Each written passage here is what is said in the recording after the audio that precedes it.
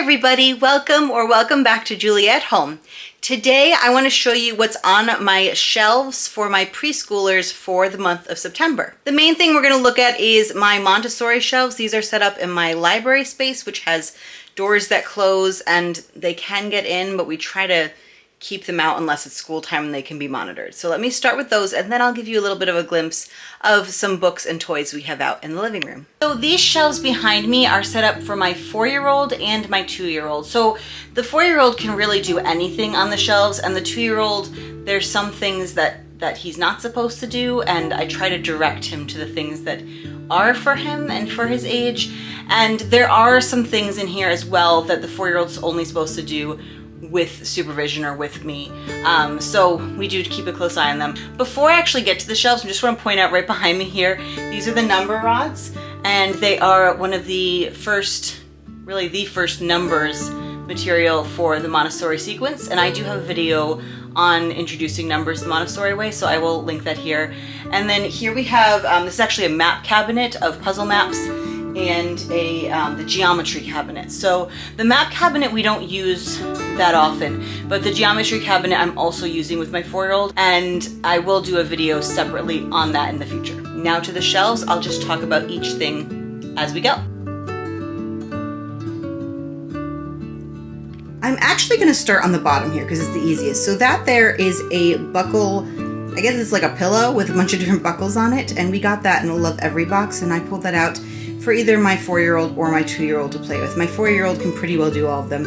It's still pretty challenging for my 2-year-old. Then here we have, this is a traditional Montessori zipper frame. There's also like snap frames and button frames, and those are traditional practical life activities that you might see in a Montessori classroom, and that's for my 4-year-old. It's been presented to her, and she hasn't chosen to really take it out on her own, so I'll probably go ahead and present it again and leave it for a little bit. Over here is an activity I set up for my 2-year-old, but my 4-year-old of course loves to do it as well. And this is just transferring pom-poms with tongs. So it's really hard to do when I'm looking through the camera. There we go. There. So it would just transfer them that way. Let me find that one. And these are just little pretty, like I pick up little pretty bowls and stuff when I see them. Sometimes my family members get them for me as well when they see them, so that's always nice. Another activity for my 2-year-old here are these pouring, and he's doing beans. So these are just dried beans, and you do the dry pouring before pouring something liquid, so mainly water. And these are actually quite heavy, so it's like a good heavy kind of experience for him. And then here we have the hex bolt board. This is a favorite around here. Really, again, this is for my 2-year-old, but my 4-year-old does it as well. It's still pretty challenging for the 2-year-old, but he really enjoys trying. Okay, so these cards here, these are part of a classified card set that I think I actually found these images and made them. So it's just different nature things. It's a bush, mountains. There's the mountain again. So it's actually part of a 3-part card set. So you have these cards with the word on them, the card without the word, and then separately, I didn't bring it up right now, but I also have separate cards that are just the word. So when they're learning to read, they can match and then double check their work with these. But right now, this is for my 2-year-old to match. They're basically matching cards, and there's other things like there's a rock and it has the sun and the moon and a flower and such. So that's a fun little matching card set. I didn't end up doing a video for my August shelves, but I did have on the train matching cards from the Buckets and Berries set, and he loved that. So these are usually a hit, especially if it's something that they're interested in. On top here, I have a couple things from the September Buckets and Berries preschool curriculum, which the theme is trees. And so these ones are actually different perspectives. So you have to sort by looking up and looking down. Let me see if I can find a looking down picture there. And so I did this with my 4-year-old, talking to her about the perspectives. These are little pattern cards, I guess. So there's trees, and there's also tree rings, so you can make patterns with that. And then this one is actually parts of a tree, and there's lots of different parts, and I was worried it might be too complicated for her. But once I got her started, she was fine. Now, she can't read the labels yet, so what I did is I put the labels out, and then we talked about the different parts, and as we found them, we put one under, the appropriate one under the label. And then from there, once she could see what picture was already there, then she could finish it herself. So we've done this together, and I left it here, and she's welcome to do it again herself. So it's things like trunk, fruit, flowers, a tree ring, bark, branches, roots. Yeah, so that's pretty neat.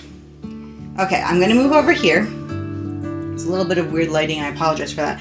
These are sandpaper letters, and these are the ones that we've gone over this year, and I have on another shelf behind me the rest of them kind of tucked away.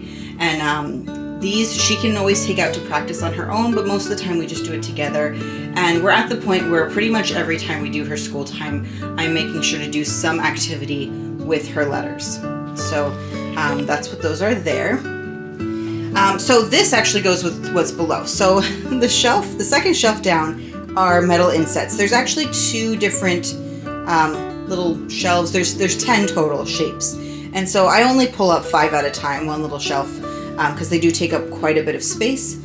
And so then she can choose one inset. There's usually paper I have, but I generally only take it out when she asks for it, because otherwise she would just, if she had access, she would just use it all immediately at once. And I can do a quick video on how we use the metal insets if that's something people are interested in. But basically this tray is used to carry whichever metal inset she chooses, and they have the special colored pencils there, which I actually need to sharpen, and there's little paper that's the same size cut out in the square to perfectly fit them. So she'd carry all of her supplies over to a table and then do it there. So that's why the tray is there with the colored pencils. Goes together. All right, moving down. This here is also from the Buckets and Berries curriculum, and it's basically like tangram shapes. And I did laminate this. You can see I laminated several of those activities. And so there's different shapes here, and then there's cards that I did not laminate. And I might actually put these on a ring. I was thinking about doing that. And they have, these ones I think are different animals.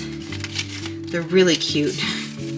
And she just chooses one or more, one at a time, and makes, like, copies this with the shapes. She loves this. This is one of, like, she just loves that kind of activity, and I thought she wouldn't cheat. She's done at least half of the cards so far, just choosing them on her own. Okay, so this is kind of a fun tray. This is land, water, air. This is a land, water, air sort. Now, we did the initial presentation before I put this out on the shelf. So the initial presentation I show actually soil. This is actually potting soil, because that's what I had on hand. So I've got soil, air, and water. I like to leave it out with the cards so that they can match it to these cards. So there's air, water, and land. And then, I just want to keep those on top. Then there's other various cards of things. I don't know how to describe them. But things that live or go on air, water, and land. So there's vehicles and animals. So we did the sort together as part of the initial presentation, and now the tray is on the shelf and they can do it. Mainly this is aimed at my 4-year-old, but I did let my 2-year-old just like kind of take out the cards and look at them, and he's not really able to do the land, water, air sort at this point, but we just talked about what was in the cards, which is a great language activity. Okay, last thing on these shelves. We've also been doing a little bit on seeds for nature journaling, and so I got some seeds. These are all just from my stash of garden seeds, actually. So we've got some, these are beans, these are black coat runner beans, some pumpkin seeds, some peas, and there's also nasturtium seeds, which are actually kind of similar to the peas.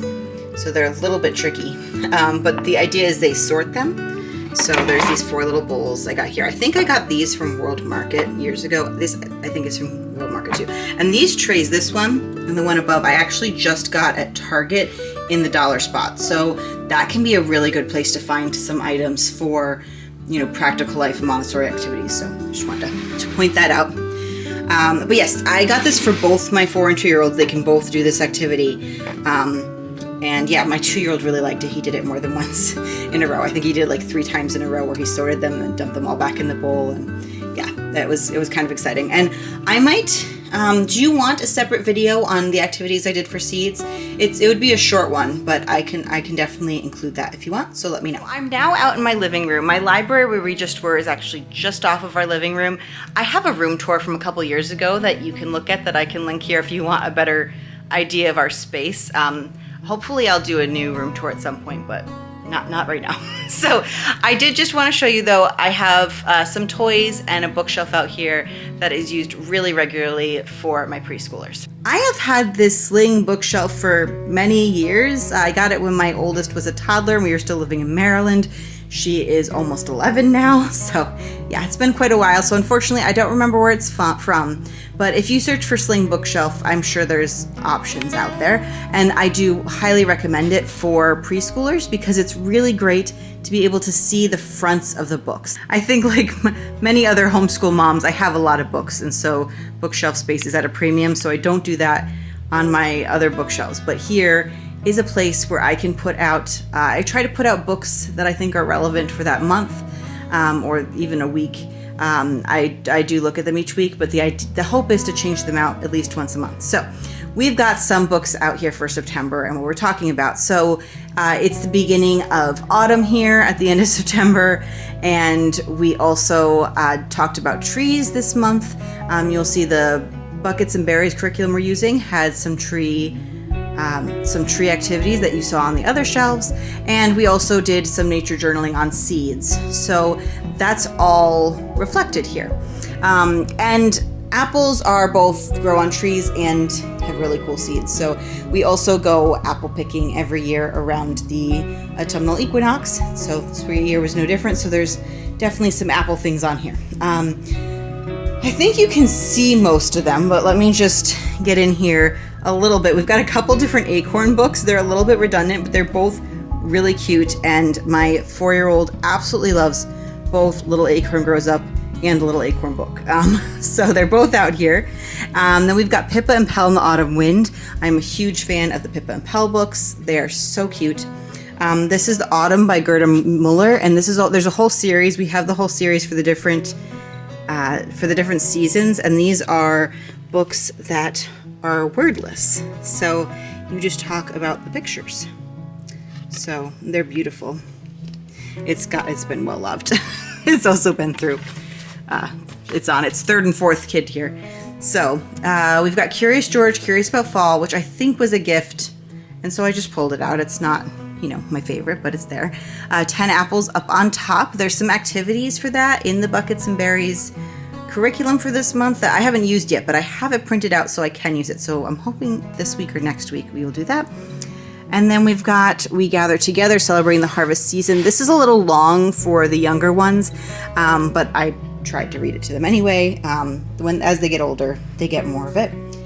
By the Light of the Harvest Moon. I don't think this is in print anymore, but it is one of my absolute favorite books just because of the illustrations are so beautiful. The book itself is so whimsical. It's pumpkin leaf people come to life. I think they're called leaf people. They have pumpkin heads though. And they do a dessert party, and I'm going to find the page to show you here quickly. I want to recreate this one day. It's the life goal of mine. I absolutely love this. Just all the autumnal goodness right there. All right, Light of the Harvest Moon. Get it in here. This book is for seeds. It's Planting the Wild Garden. It talks about different ways seeds are spread. So we read that before doing some nature journaling on seeds with all my kids. The Princess in the Forest is just like a really sweet short story.